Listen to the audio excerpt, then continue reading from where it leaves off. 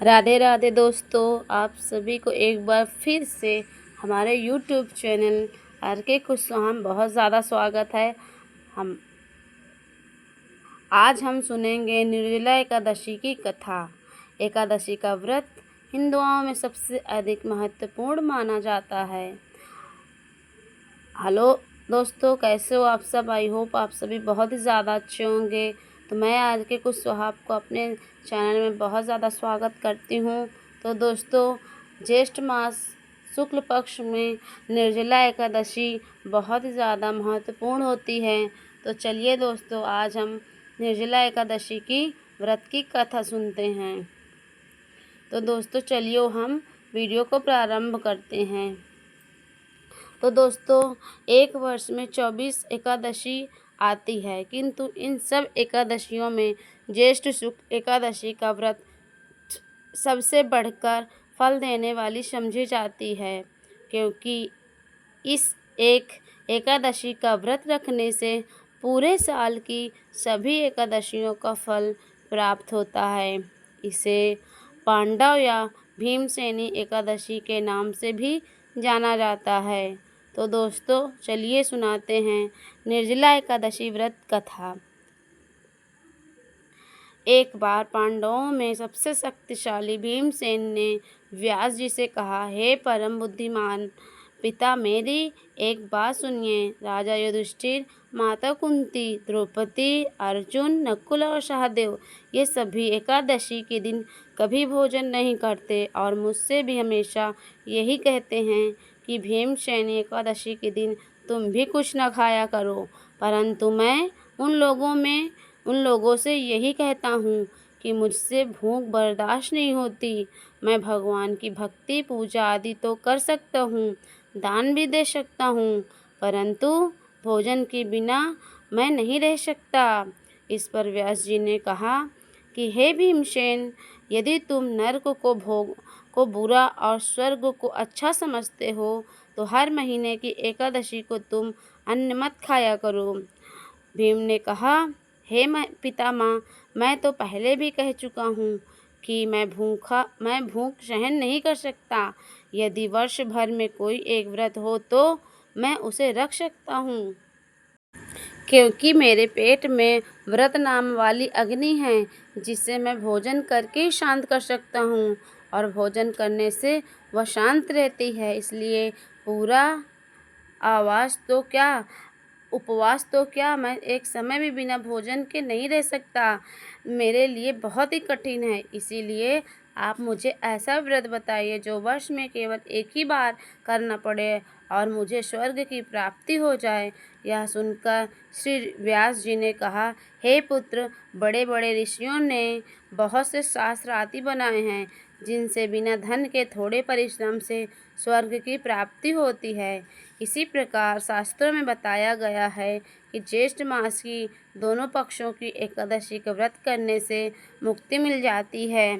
श्री व्यास जी के वचन सुनकर नरक में जाने से भयभीत हो गए और कहने लगे, अब क्या करूं? एक माह में तो 2 व्रत नहीं कर सकता, लेकिन पूरे वर्ष में एक व्रत करने का प्रयत्न अवश्य मैं कर सकता हूँ। इसलिए पूरे वर्ष में एक दिन का व्रत करने से मेरी मुक्ति हो जाए, तो ऐसी कोई व्रत हो तो बताइए। ऐसा सुनकर व्यास जी कहने लगे कि वृषभ और मिथुन के संक्रांति के बीच ज्येष्ठ मास के शुक्ल पक्ष में जो एकादशी आती है और उसका नाम निर्जला है, तो तुम इस एकादशी का व्रत करो। इस एकादशी का व्रत करो। एकादशी के दिन व्रत में स्नान और आचमन के जल नहीं होना चाहिए। जल शिव वर्जित है। आचमन में 6 मासे से अधिक जल नहीं होना चाहिए, अन्यथा जो मद्यपान जैसा हो जाता है। इस दिन भोजन भी नहीं करना चाहिए, क्योंकि भोजन करने से व्रत नष्ट हो जाता है। यदि निर्जला एकादशी के दिन सूर्य उदय से लेकर द्वादशी के सूर्य उदय तक अगर कोई जल ग्रहण न करे तो उसे सारी एकादशियों का व्रत का फल प्राप्त हो जाता है।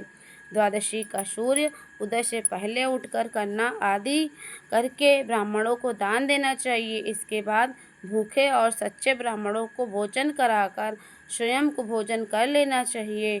इसका फल पूरे वर्ष की संपूर्ण एकादशी के बराबर रहता है।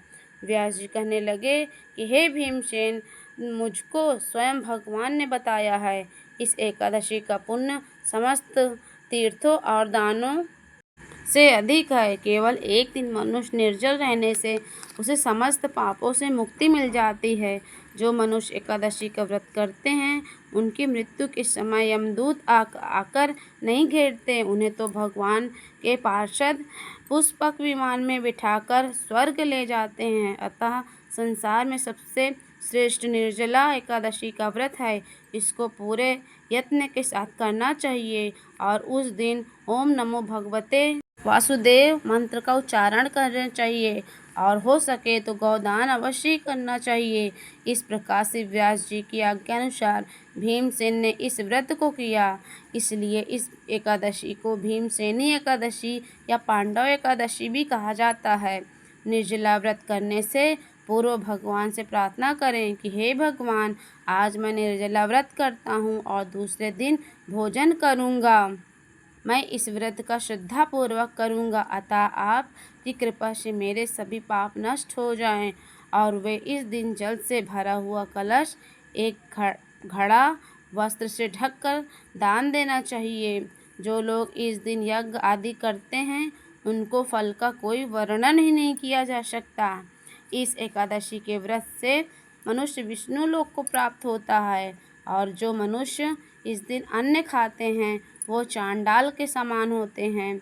वे अंत में नरक में पहुंच जाते हैं।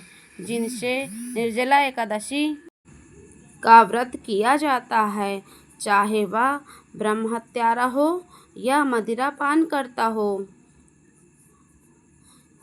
या चोरी करता हो या गुरु के साथ क्लेश रहता हो, इस व्रत के प्रभाव से वह स्वर्ग जाता है। श्री व्यास जी ने कहा, जो पुरुष या स्त्री इस व्रत को उन्हें सबसे पहले भगवान का पूजन करना चाहिए, फिर गौदान करना चाहिए और इसके बाद ब्राह्मणों को मिष्ठान में दक्षिणा देनी चाहिए।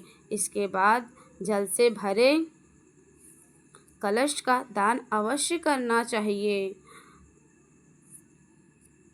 और निर्जला एकादशी के दिन अन्न, वस्त्र और जूते आदि